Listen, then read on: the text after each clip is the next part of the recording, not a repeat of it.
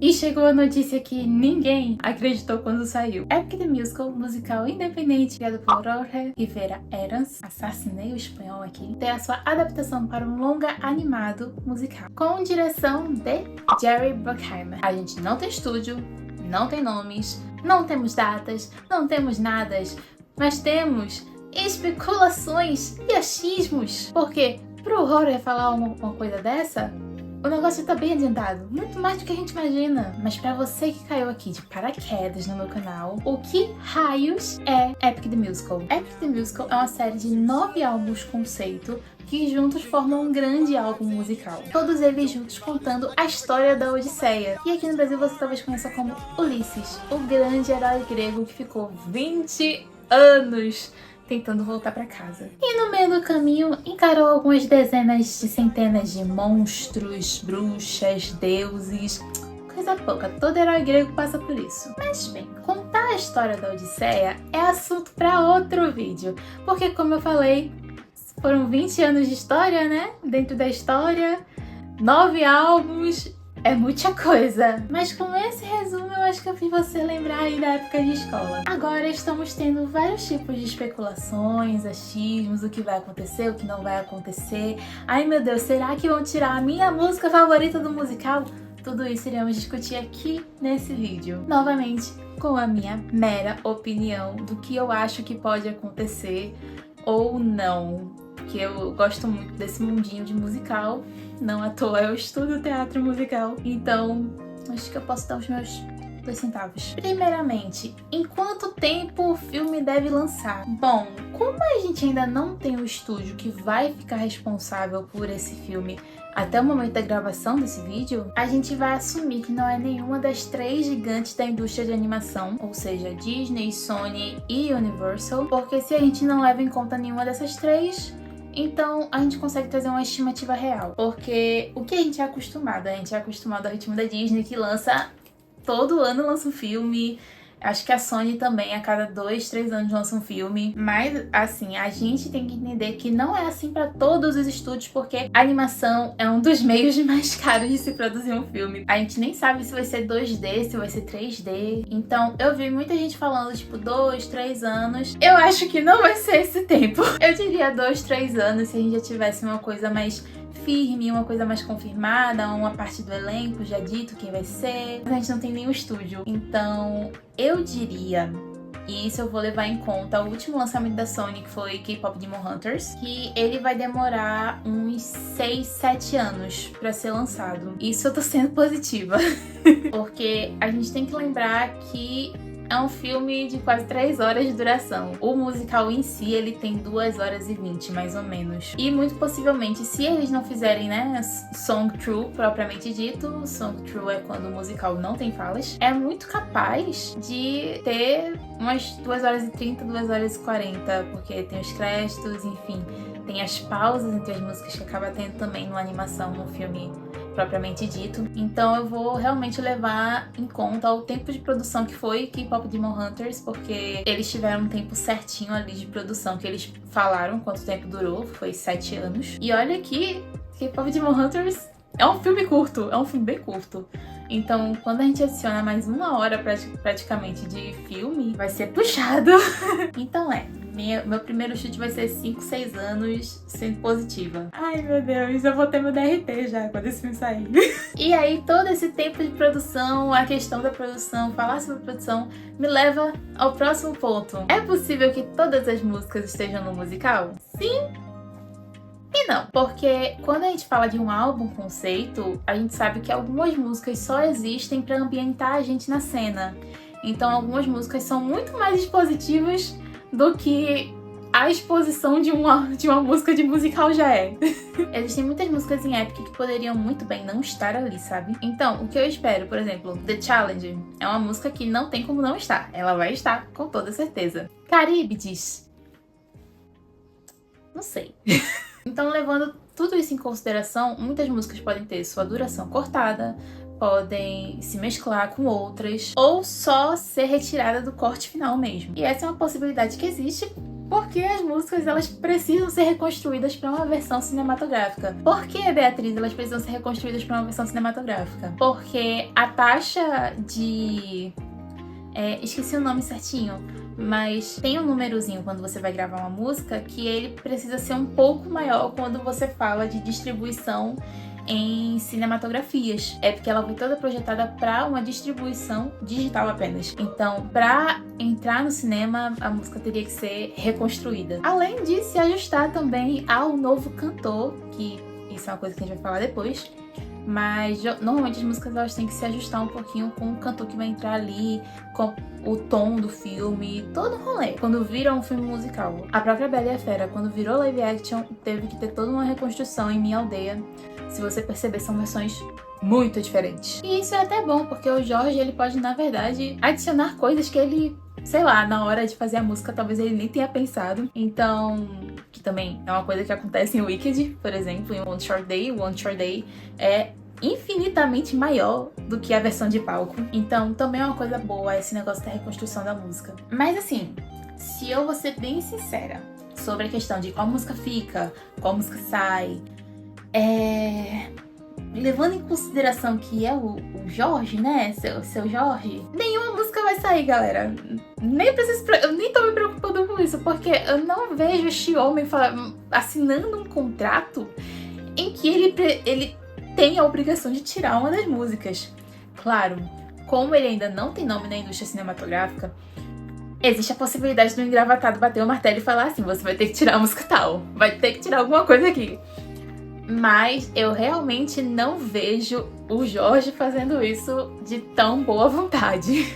Tá, então vamos lá, recapitulando esses dois pontos que eu já trouxe. A gente tá trabalhando com a possibilidade do musical ter 2 horas e 30, 2 horas e 40 de duração, o que é muito pra um longa animado, mas a gente trabalha com essa hipótese. E a possibilidade de lançar em 6, 7 anos, o que nos leva às partes mais polêmicas desse vídeo. A primeira sendo o elenco de voz original. Eu não sei como acontece lá fora. Assim, eu tô estudando dublagem agora, né? No momento da gravação desse vídeo, eu estou me especializando em arte da voz, né? Dublagem, voz original, locução. Então, no que se trata sobre assuntos da arte de voz aqui no Brasil, eu tenho um leve conhecimento.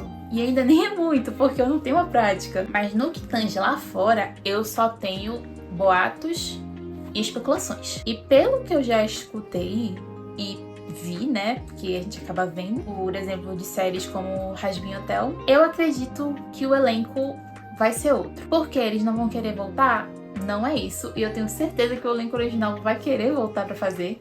Só que não são eles que mandam. Quando a gente tá falando de uma grande produção, eles vão pedir para atores. Pessoalmente, eu queria que fosse o elenco original, porque eles fizeram um trabalho magistral. Minha gente, o trabalho de voz e atuação em Epic é lindo.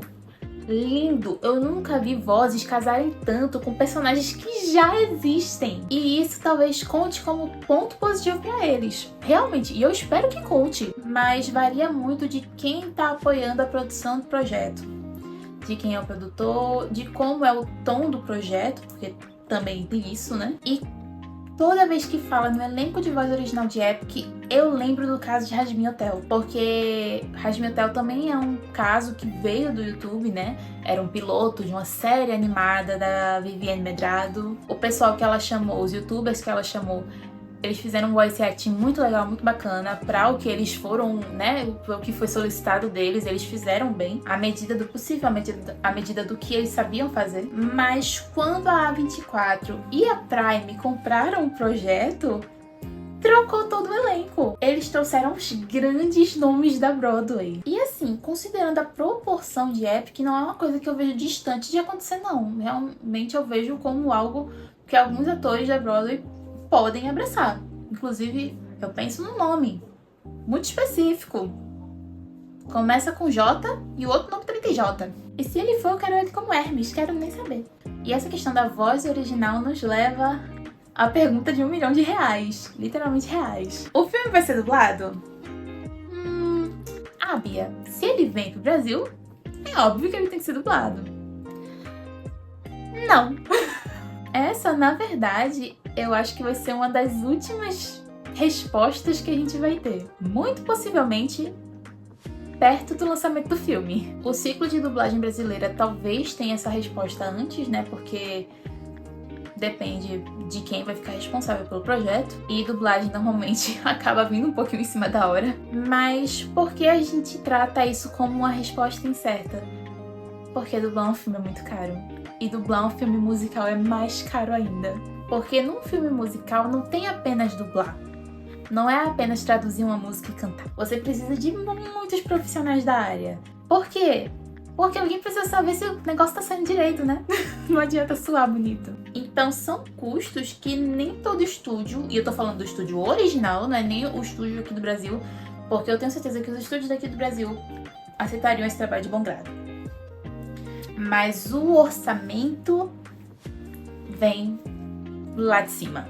Se a gente seguir o exemplo de Les Mis, que é um filme song true, e que ele foi dublado, mas não teve suas músicas dubladas, é uma possibilidade que existe porque tem precedente. Fantasma da Ópera também. Um filme muito famoso, de um musical muito famoso, não teve sua música dublada. E do fundo do meu coração, eu espero que dê pra dublar. Eu espero que dublem as músicas, que traduzam as músicas, porque é épico e tem uma história muito linda. E a forma como foi conduzida também, muito linda. Eu acho a forma como o Rory adaptou. Por mais que não seja a forma mais fidedigna ao livro de Homero, eu achei que ficou lindo, achei que ficou poético. Então eu acho que trazer essa acessibilidade para todas as línguas seria maravilhoso. Vai acontecer? Não tem como a gente saber. O que nos leva a uma coisa que eu achei muito interessante. Aqui no Brasil a gente tem a iniciativa do Arthur Matos, que ele tem o projeto de dublar Epic por completo aqui em português. Quando ele viu a notícia do filme, gente, que coisinha mais fofinha. Ele ficou todo empolgado, disse que ia buscar se especializar junto com todo o elenco. Inclusive, vão lá apoiar o trabalho deles, porque eu também trabalho com adaptação de música e eu devo dizer que é um trabalho muito difícil. Se o estúdio de dublagem realmente apoiar, abraçar eles, né, seria muito legal, seria muito divertido. Mas tudo depende, como eu falei lá atrás, do estúdio original do filme. Dublagem aqui no Brasil ainda é muito difícil, em muitos âmbitos, e demora anos pra você conseguir papel principal em alguma coisa. Por muitos anos você vai ficar fazendo só a dobragem ali, o papel de fundo. Meu Deus! Por muito tempo você só vai fazer isso. Principalmente se você não tem histórico de alguma coisa. Então, o conselho que eu vou deixar aqui para o pessoal do Arthur, e também para qualquer um que queira se aventurar e futuramente tentar o papel em Epic, se houver, é estude. Construa o seu portfólio. Não ironicamente, você fazer adaptar o musical inteiro já é um bom portfólio. Mas estude, faça outras produções, estudem dublagem, estudem atuação, estudem musicais. Não é uma coisa impossível de acontecer. Eu realmente queria muito que o pessoal que tá no projeto fosse chamado para dublar aqui no Brasil. E eu vi os vídeos de cada um que foi selecionado pelo Arthur. Eu acho as vozes deles lindas. Eu acho que eles têm potencial e realmente eu espero ver eles nos círculos de dublagem como colegas de teatro, como colegas de dublagem. E por isso eu quis dedicar esse último capítulo aqui do vídeo a ser mais um conselho a todos que queiram se aventurar nesse mundinho muito gostoso que é o mundo da dublagem do teatro musical.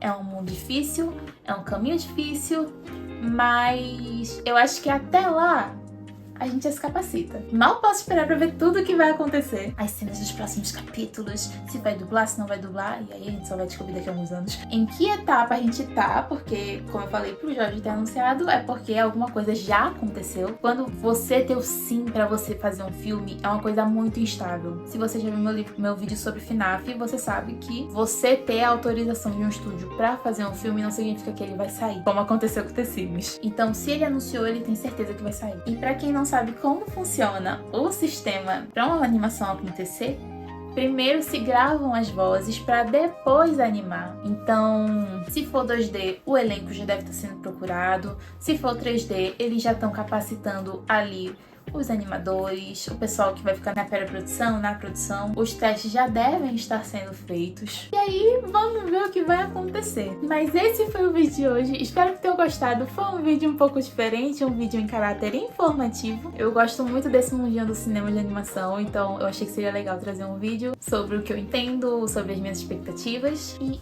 é isso. Nos vemos no próximo vídeo e não se esqueça de curtir, compartilhar e se inscrever para poder ter acesso a mais vídeos como este. Tchau, tchau! Até semana que vem!